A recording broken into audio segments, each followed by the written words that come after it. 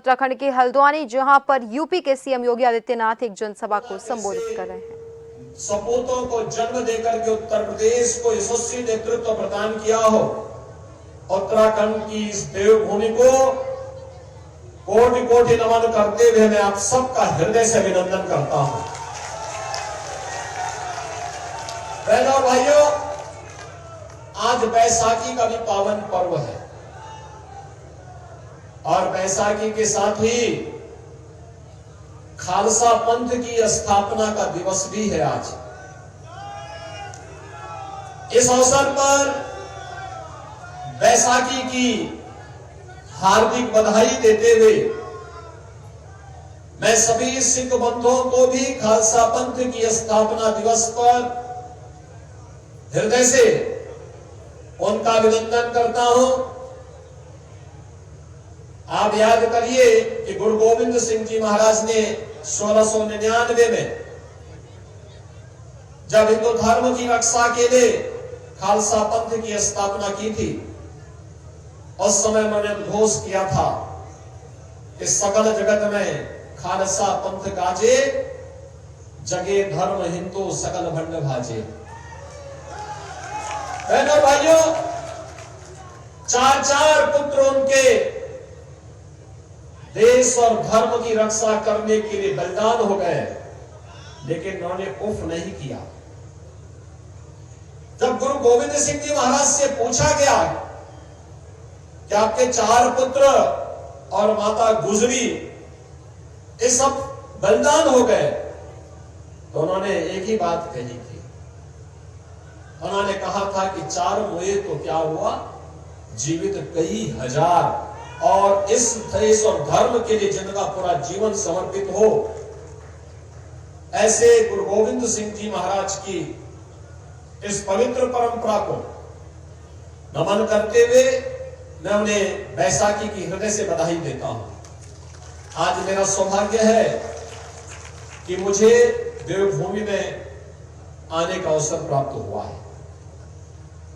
और बहनों और भाइयों, यहां का तो कंकड़ कंकड़ में शंकर है। यहां का तो हर स्थल अपने आप में पवित्रता के भाव से भरा पड़ा है, और इसीलिए यहां पर जमरानी बांध की बात हो रही थी। मुझे याद है जब माननीय श्री धामी जी यहाँ के मुख्यमंत्री बने, उन्होंने मुझे बताया कि ये समस्याएं हैं। मैंने कहा एक दिन आप आ जाइए, और आए। मैंने कहा जितनी समस्याएं उत्तराखंड उत्तर प्रदेश की वर्षों से चली आ रही हैं, इन सब का एक झटके में समाधान निकाल दो। और उसी समय सारी समस्याओं का समाधान हो गया। भारतीय जनता पार्टी समस्या नहीं, इस समाधान पे विश्वास करती है। और बहनों भाइयों, हम दोनों ने मिलकर के सारी की सारी समस्याओं का समाधान कर दिया। इस समस्या का नाम तो कांग्रेस है, जिसने जीवन भर देश को समस्या दी। ये देश के विभाजन की त्रासदी हो, आतंकवाद की समस्या हो, नक्सलवाद की समस्या हो, जातिवाद की समस्या हो, भ्रष्टाचार की समस्या हो, अलगाववाद की समस्या हो, ये सभी समस्याएं कांग्रेस की देन है। और कांग्रेस ने इतनी समस्याएं दे दी कि उसके समाधान के लिए देश को मोदी जी जैसा यशस्वी नेतृत्व मिला, और 10 वर्ष में हम सब ने बदलते हुए भारत को देखा है।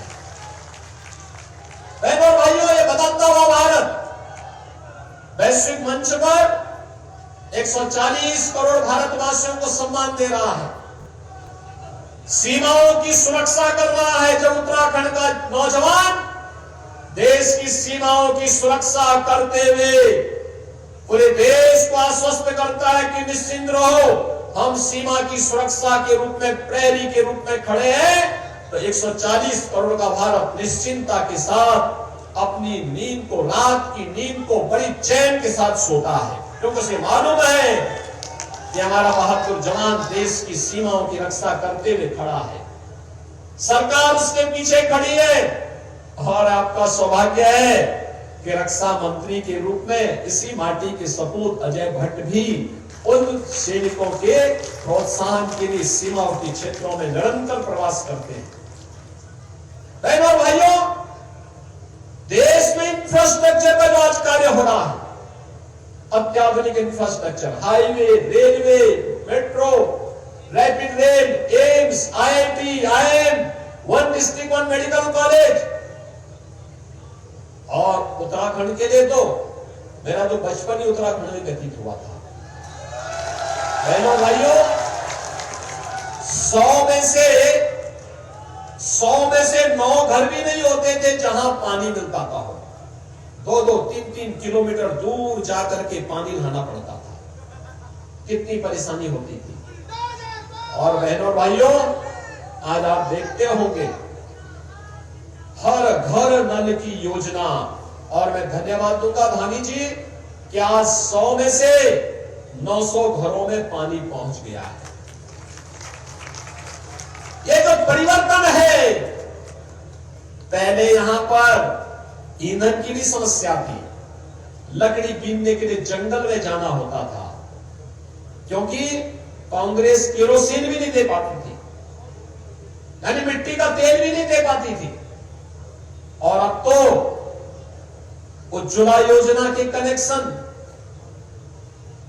जिनके पास नहीं थे फ्री में कनेक्शन, जितना रसोई गैस आपको चाहिए उतनी मिल रही है, कोई समस्या नहीं। समाधान का रास्ता ये निकाल दिया है मोदी जी ने। तो चाहे वह गरीब कल्याण का कार्य हो, चाहे वे विकास के कार्य हो, चाहे वह आस्था का सम्मान हो, और चाहे वह राष्ट्रीय सुरक्षा और संप्रभुता की बात हो, वैश्विक मंच पर सम्मान की बात हो। बहनों और भाइयों, आजादी के बाद देश का सबसे अच्छा जो स्वर्ण युग माना जाएगा वह मोदी जी के कार्यकाल के 10 वर्ष हैं। और इसलिए मोदी जी के 10 वर्ष के कार्यकाल में भारत ने जिन ऊंचाइयों को छुआ है, उसमें और तेजी आनी है। उस तेजी के लिए मोदी जी को तीसरा कार्यकाल भी चाहिए, तीसरा कार्यकाल भी चाहिए। मैं पूछना चाहता हूं बहनों और भाइयों, क्या कश्मीर में धारा 370 कांग्रेस हटा पाती? क्या हटा पाती? ये तो इन्होंने ही की थी। ये समस्या, ये आतंकवाद का जो जहर है, तो धारा 370 से देश के दमनियों में घुल रहा था, ये देन कांग्रेस की है। ये किसी और ने नहीं दी, ये कांग्रेस ने दी ये बीमारी। मोदी जी ने बीमारी को हमेशा के लिए समाप्त कर दिया। एक देश में 2 प्रधान, 2 विधान, 2 निशान नहीं चलेंगे, नहीं चलेगा जो आह्वान है, उस बात पूरा किया है मोदी जी के नेतृत्व में भारतीय जनता पार्टी ने। बहनों भाइयों, 3 तलाक की कुप्रथा को समाप्त क्या कांग्रेस कर पाती?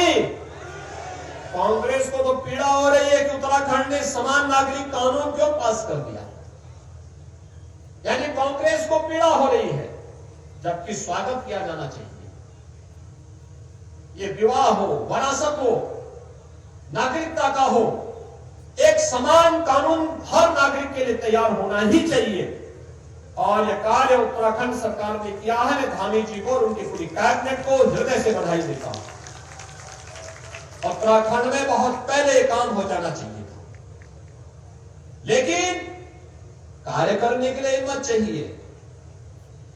बहनों और भाइयों, देश की आस्था को सम्मान क्या कांग्रेस दे पाती? नहीं दे पाती। अयोध्या को तो इन्होंने विवादित किया था, अयोध्या को विवाद इन्होंने ही खड़ा किया था। और बहनों भाइयों, ये लोग चाहते ही नहीं थे कि अयोध्या की समस्या का समाधान हो। कांग्रेस हमेशा उस विवाद को टालती थी। और एक समय तो ऐसा भी आया था जब कांग्रेस नेतृत्व की सरकार थी, इन्होंने सुप्रीम कोर्ट में एक एफिडेविट दिया था और कहा था कि राम और कृष्ण तो हुए ही नहीं।